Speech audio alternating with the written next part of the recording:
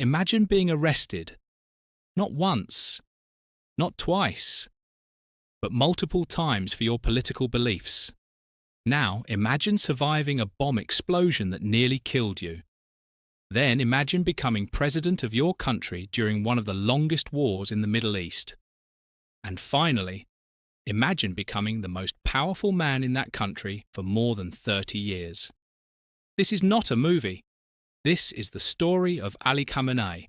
How did a quiet religious student from a small house in Iran become the supreme leader of one of the most powerful and controversial countries in the world? Today, we're diving deep into the story that shaped modern Iran. Title: The Story of Ali Khamenei, Abalayt. Imagine growing up in a small religious house in a country ruled by a powerful king, where secret police listened to conversations and where one speech could send you to prison. Now imagine that the quiet young student in that house would one day become the most powerful man in his country. Not a king, not a president, but something more complicated: the supreme leader of Iran. This is the story of Ali Khamenei. Chapter 1. A Boy from Mashhad. Our story begins in 1939, in the holy city of Mashhad, a city famous for one of the most important shrines in Shia Islam, the shrine of Ali al-Rida. Pilgrims come from everywhere. Scholars walk the streets, and religion shapes daily life. In one modest home, Ali Khamenei was born. His father was a religious scholar named Javad Khamenei. The family was not rich. In fact, far from it. Khamenei later described their life as extremely simple. Sometimes there wasn't enough money for basic comfort, but there was something more important in that house: books, religious debate, and a deep connection to Islamic scholarship. Chapter 2. The student young Ali showed interest in religion early. By the age of 11, he had already entered the world of Hausa education. That means traditional Islamic seminary study. Later, he moved to the famous seminary city of Qom, which is basically the Harvard of Shia religious studies. There, he studied under some of the most influential clerics in Iran, including a man who would soon change the history of the entire Middle East, a scholar named Ruhollah Khomeini. At that time, Khomeini was not yet the revolutionary icon we know today. He was simply a controversial scholar who criticized the Shah, and criticizing the Shah in Iran was a very dangerous hobby. Chapter 3. The Shah. To understand Khamenei's story, we need to talk about the man ruling Iran at the time, the king. The Shah. His name was Mohammad Reza Pahlavi. He ruled Iran with strong support from Western powers, especially the United States. The Shah pushed modernization rapidly: Western clothing, Western education, Western politics. But many religious scholars believed something very different. They thought Iran was losing its Islamic identity, and one of the loudest critics was Khomeini. Chapter 4. Arrests and exile.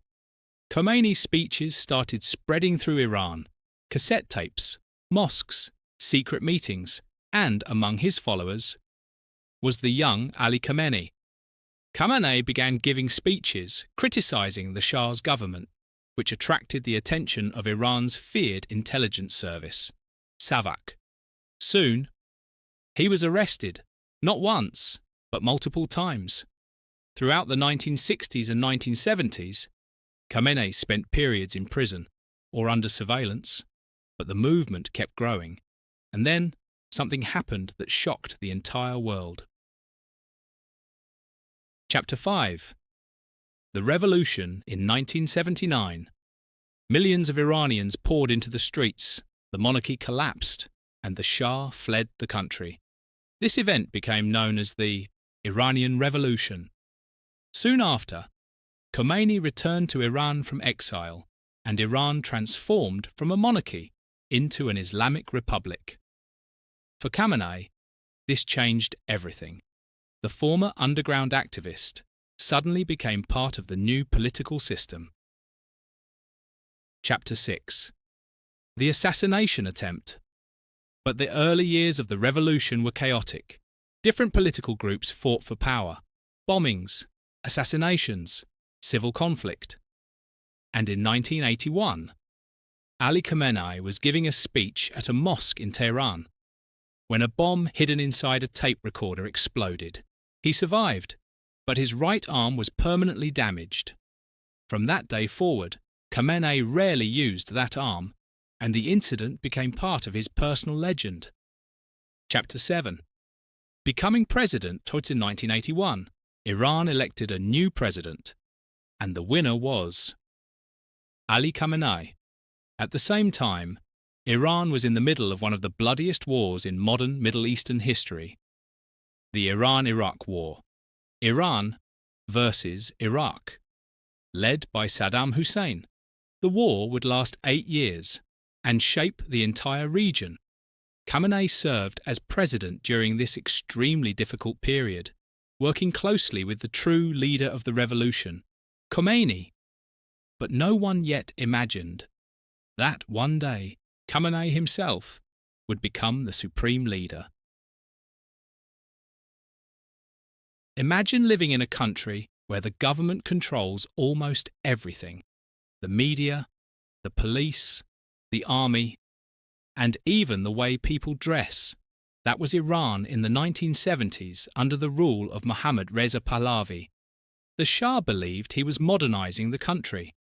Big cities, modern universities, Western fashion, American alliances.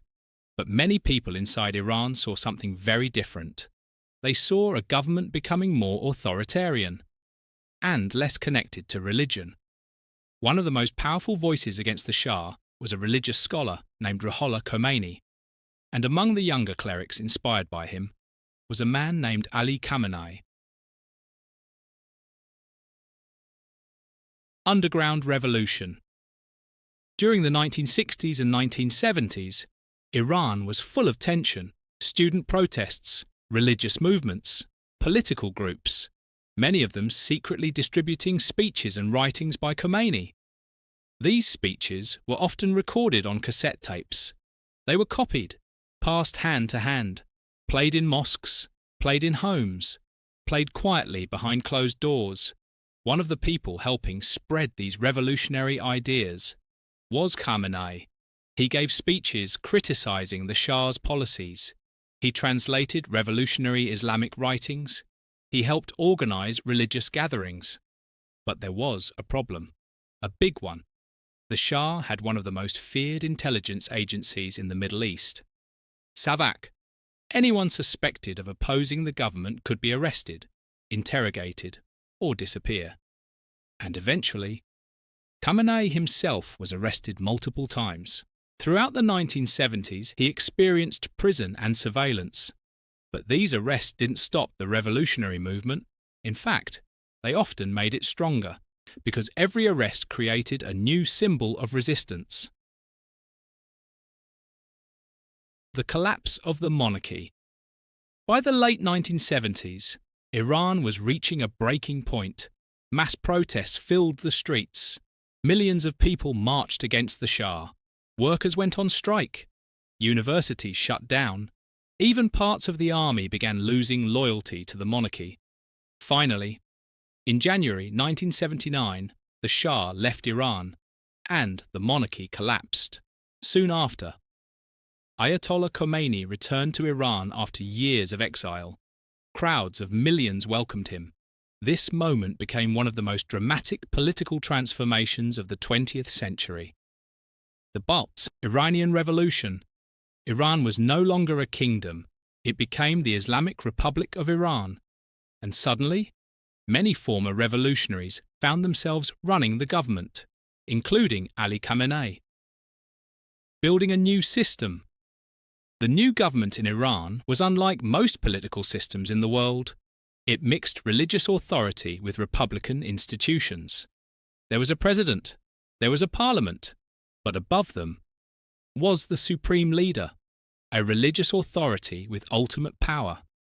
At first, that role was held by Khomeini himself. Meanwhile, Khamenei began rising inside the new system.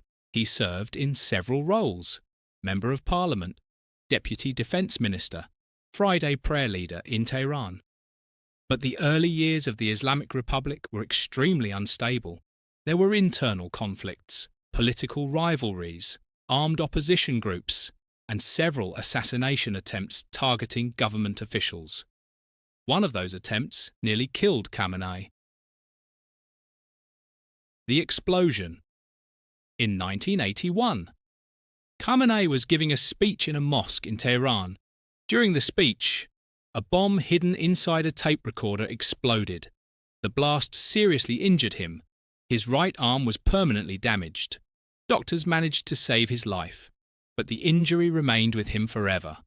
For many of his supporters, the event reinforced the idea that he was a survivor of revolutionary struggle, and only a few months later, his political career took another dramatic turn, becoming president later in 1981. Iran held presidential elections, and Ali Khamenei won. He became the third president of the Islamic Republic of Iran. But his presidency began during one of the most brutal conflicts in the region, the Iran-Iraq War. The war started when Iraq, led by Saddam Hussein, invaded Iran. Saddam believed the revolutionary government in Iran was weak. He expected a quick victory, but the war turned into an 8-year conflict, one of the longest wars of the 20th century. Millions were killed or wounded, cities were bombed, chemical weapons were used, and the entire region was shaken. During this time, Khamenei served as president while Khomeini remained the supreme leader. Their relationship shaped the direction of Iran during the war years, but history was about to change again, because by the late 1980s, Khomeini was aging, and the question began to appear quietly inside Iranian politics. What happens after him? The unexpected successor. When Ruhollah Khomeini died in 1989, Iran faced a critical moment. The country needed a new supreme leader. Several senior clerics were considered. Many observers expected a very high-ranking religious scholar. But the political leadership chose someone else, Ali Khamenei. At the time, he was not considered one of the highest religious authorities, but he had something else: political experience, revolutionary credentials, and strong support from powerful figures inside the system. So in 1989, Ali Khamenei became the supreme leader of Iran, one of the most powerful political positions in the world, and he would remain in that position for decades, longer than almost any modern head of state. Imagine becoming president, not in a peaceful country, not in a stable economy, but in a nation fighting one of the longest wars of the 20th century. That was the situation when Ali Khamenei became president in 1981. Iran was already deep inside the devastating conflict known as the Iran-Iraq War. On one side stood Iran, still recovering from revolution, and on the other side stood Iraq, led by Saddam Hussein. At the beginning of the war, Saddam believed Iran was weak. The Iranian military had been shaken by the revolution. Many commanders had been removed. The country was politically unstable. So Saddam thought the war would end quickly, but history had other plans. The war that would not end, instead of collapsing, Iran mobilized. Volunteers joined the war effort. The government organized massive military campaigns. Religious rhetoric mixed with national defense, and the conflict turned into a brutal stalemate. For 8 years, cities were bombed, oil facilities attacked. Millions of soldiers fought across the front lines. The war reshaped Iranian politics completely. And as president, Khamenei had to operate in the shadow of the real revolutionary authority, Ruhollah Khomeini. Khomeini was the supreme leader, the ultimate decision-maker. Khamenei's role as president was important, but it was still secondary to the revolutionary leadership. The rise of the Revolutionary Guard. During the war years, another powerful institution grew rapidly inside Iran, the Islamic Revolutionary Guard Corps, also known as the IRGC. Originally created to defend the revolution, it slowly became one of the most powerful forces in the country. Military power, political influence, economic reach. Over time, the Revolutionary Guard became deeply connected to the leadership of the Islamic Republic, including Ali Khamenei. Their relationship would later play a huge role in shaping Iran's regional strategy. A country under pressure. By the mid-1980s, Iran was facing enormous pressure. The war was draining the economy, international sanctions were increasing, and the country's infrastructure was suffering heavy damage. Then another shocking chapter appeared in the global headlines. The Iran-Contra affair. In a strange twist of Cold War politics, officials in the United States secretly sold weapons to Iran. Even though Iran was officially an enemy at the time, the scandal later exploded in Washington, and it showed just how complicated international politics around Iran had become. The end of the war. After 8 exhausting years, the war finally came to an end in 1988. Both countries had suffered enormous losses. Neither side achieved a decisive victory. Iran accepted a ceasefire supported by the United Nations. Khomeini famously compared the decision to drinking a poisoned chalice. The country had survived, but the cost had been enormous. And only 1 year later, another historic event changed Iran forever. The death of the revolutionary leader in 1989. The founder of the Islamic Republic, Ruhollah Khomeini, died. For millions of Iranians, he had been the symbol of the revolution, the architect of the new political system. And now, the country needed a new supreme leader. Many expected the position to go to a very senior religious scholar. But Iranian politics often moves in unexpected ways, because the man chosen for the role was Ali Khamenei. At that time, he was still serving as president, and his religious rank was considered lower than several other senior clerics. But he had something extremely valuable in politics: trust, connections, and years of revolutionary experience. So in 1989, the Assembly of Experts selected him as the new supreme leader, the second supreme leader in the history of the Islamic Republic. And from that moment, Ali Khamenei became the most powerful figure in Iran. A new era begins, but becoming supreme leader was only the beginning, because the real challenge was still ahead. How do you control a country with political factions, economic crises, international pressure, and constant conflict in the Middle East? That question would define the next 3 decades of Khamenei's leadership. Imagine suddenly becoming the most powerful man in your country, but with one small problem. Many people don't think you are the most qualified person for the job. That was the situation when Ali Khamenei became the supreme leader of Iran in 1989. After the death of Ruhollah Khomeini, Iran's political system faced its biggest test. Who could replace the founder of the revolution? The decision was made by a powerful clerical body called the Assembly of Experts. Their job was simple in theory: choose the next supreme leader. But in reality, it was one of the most complicated political moments in modern Iranian history. The unexpected choice. At the time, many senior clerics had higher religious rank than Khamenei. Some had spent decades studying theology. Some were recognized across the Shia world. But Khamenei had something else. He was a revolutionary insider. He had worked closely with Khomeini. He had served as president during the war, and he had strong relationships with powerful institutions. especially the Islamic Revolutionary Guard Corps. These factors mattered a lot, because the Islamic Republic was not just a religious system, it was also a political one. So the Assembly of Experts made a historic decision. Ali Khamenei became the second supreme leader of Iran.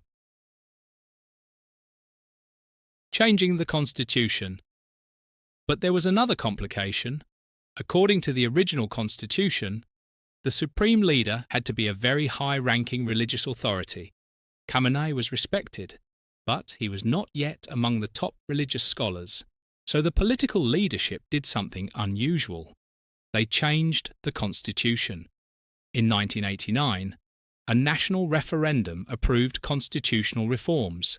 These changes allowed someone with strong political and religious credentials, even if not the highest clerical rank, to become supreme leader. That change made Khamenei's leadership fully legal inside the system, and it marked the beginning of a new political era. Building power. In theory, Iran has multiple centers of power: a president, a parliament, courts, elections. But the supreme leader sits above them all. He commands the armed forces. He appoints key judges. He influences major strategic decisions. And over the years, Khamenei slowly strengthened his influence over the system.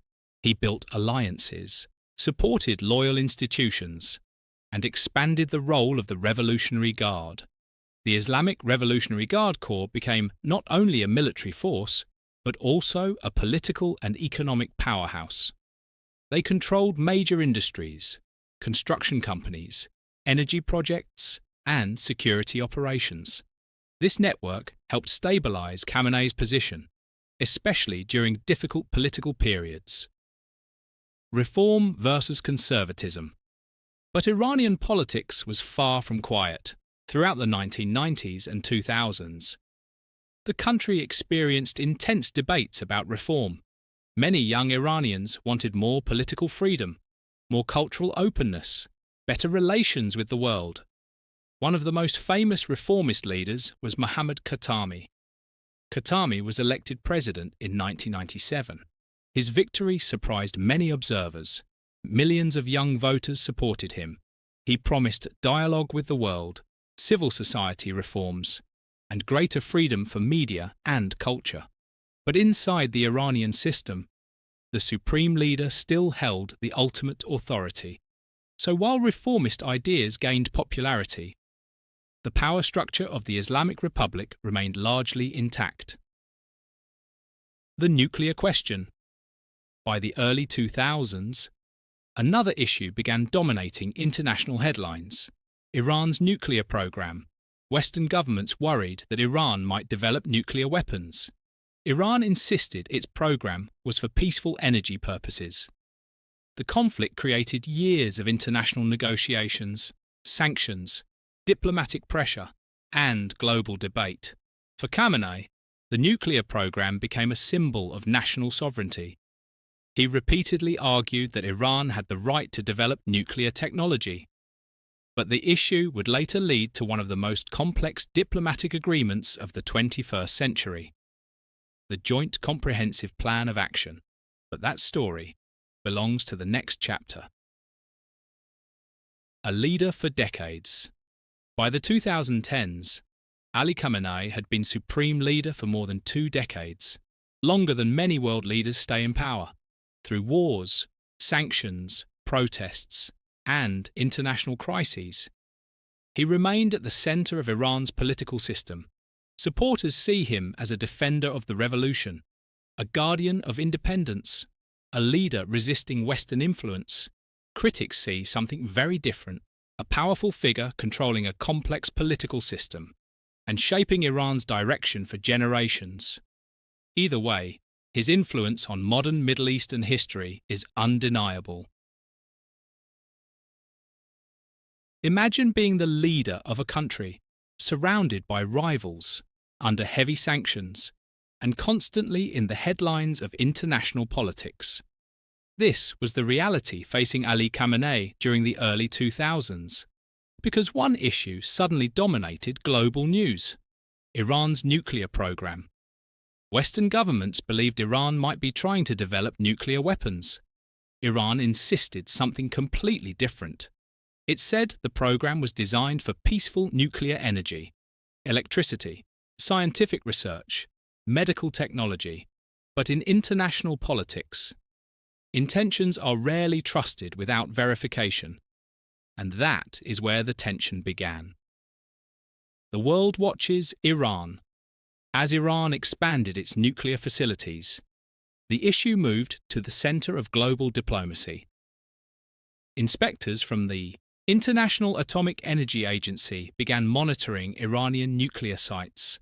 Reports were written, inspections were conducted, and debates exploded across international media. Some countries demanded strict sanctions, others pushed for negotiations. Meanwhile, Iran continued insisting on its right to nuclear technology. The supreme leader himself repeatedly declared that nuclear weapons were not part of Iran's policy. But trust between Iran and the West remained extremely fragile. Sanctions and pressure. Over time, international pressure increased dramatically. The United Nations approved several rounds of sanctions. Many Western countries also imposed their own economic restrictions. Banks were cut off from international systems. Oil exports became difficult. Foreign investment slowed down. The Iranian economy faced serious challenges. Inflation rose, currency value dropped, and daily life for ordinary citizens became harder. For Khamenei, this period became a test of political endurance. He argued that Iran had faced pressure before, and that resistance was part of the country's revolutionary identity. A new president, a new strategy. In 2013, Iran elected a new president, a diplomat known for negotiation. His name was Hassan Rouhani. Rouhani campaigned on a promise to reduce international tensions. His government opened direct negotiations with global powers. These negotiations included the United States, Russia, China, France, Britain, Germany. Together they became known as the P5+1 group. After years of complicated diplomacy, a historic agreement was finally reached. The nuclear deal. In 2015, Iran and the world powers signed the Joint Comprehensive Plan of Action, often called simply the Iran Nuclear Deal. The agreement required Iran to limit parts of its nuclear program. In return, many international sanctions would be lifted. Supporters believed the deal reduced the risk of nuclear conflict. Critics believed it gave Iran too many advantages. Inside Iran, the agreement also sparked debate. Some celebrated the economic relief, others worried about trusting Western powers. Khamenei himself supported negotiations, but remained deeply skeptical of the United States. And that skepticism would soon prove important. The deal collapses in 2018. The United States government, led by Donald Trump, announced that it was withdrawing from the nuclear deal. Sanctions returned. Economic pressure intensified again. For Iran, the diplomatic breakthrough of 2015 began falling apart. For Khamenei, the situation reinforced a long-held argument that the United States could not be trusted in strategic agreements. The tensions between Iran and the West increased once again. A region in conflict. At the same time, Iran's influence across the Middle East was expanding. Iran supported several regional allies and groups, including governments and movements in countries like Syria, Lebanon, Iraq, and Yemen. Supporters say these alliances protect Iran's security. Critics say they expand Iranian influence across the region. Either way, Iran became one of the most important players in Middle Eastern geopolitics, and at the center of that strategy stood the supreme leader, Ali Khamenei. Decades in power. By the 2020s, Khamenei had been supreme leader for more than 3 decades. He had witnessed revolution, war, sanctions, diplomatic negotiations, regional conflicts. Few modern leaders have shaped their country's political direction for such a long time. Supporters see him as the protector of the Islamic Republic. Critics see him as the architect of a powerful and complex political system. But whether admired or criticized, his role in modern history is impossible to ignore. Imagine leading a country, not for 4 years, not for 8 years, but for decades, through wars, economic crises, international sanctions, political protests, and constant geopolitical tension. That is the reality of the leadership of Ali Khamenei since 1989. He has been the supreme leader of Iran, which means he has influenced more than 3 decades of Iranian politics. Few leaders in modern history remain at the center of power for that long. A leader in a changing world. When Khamenei first became supreme leader, the world looked very different. The Cold War was ending, the Soviet Union still existed, the internet barely existed, and global politics was entering a completely new era. Over the years, Iran had to adapt to major changes in the international system, new technologies, new economic pressures, new political movements, and new regional conflicts. Throughout these changes, Khamenei continued guiding the ideological direction of the Islamic Republic. Supporters and critics. Like many long-term leaders, Khamenei is viewed in very different ways depending on who you ask. Supporters describe him as a defender of national independence, a protector of the Islamic Revolution, a leader who resisted foreign pressure. Many believe he helped keep Iran politically stable in a turbulent region. But critics argue something very different. They say the political system under his leadership concentrates too much power. They argue that political freedoms are limited, and they blame the leadership for economic struggles and international isolation. These debates continue inside Iran and around the world.